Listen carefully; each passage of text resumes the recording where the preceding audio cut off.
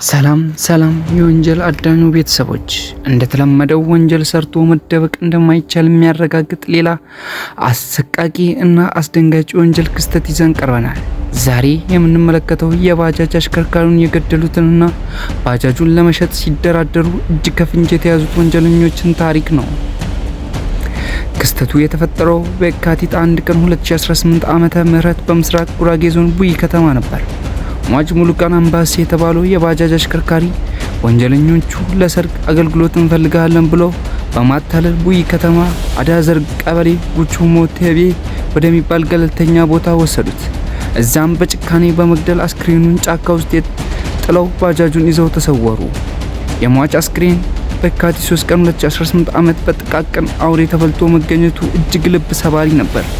የቡኢ ከተማ አስተዳደር ፖሊስ ወንጀለኞቹን ለማግኘት ያልተቋረጠ ክትትል ሲያደርግ ቆይቷል። ይሁን እንጂ ወንጀለኞቹ በፈጸሙት ጥፋት አልተቆጠቡም።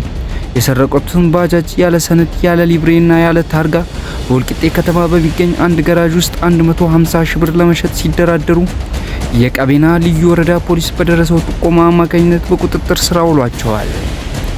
ተጠርጣሪዎቹም በአሁኑ ሰዓት ወደ ቡኢ ከተማ አስተዳደር ተላልፈው በመሄድ ከባድ የነፍስ ማጥፋት የዘረፋ ወንጀል ክስ እየተጣራባቸው ይገኛል።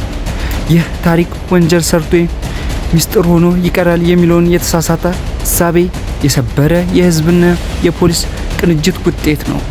የዚህ ቻናል ዋና ዓላማው ወንጀልን ለመከላከል ግንዛቤ ማስጨበጥ ነው። በቀጣይ አዳዲስ መረጃዎችን እስክናገኝ ሰላም ሆኑ። ኮንስታብል ይስሐቅ አድማሙ ነበርኩኝ። ሰላም ለሀገራችን፣ ሰላም ለኢትዮጵያ።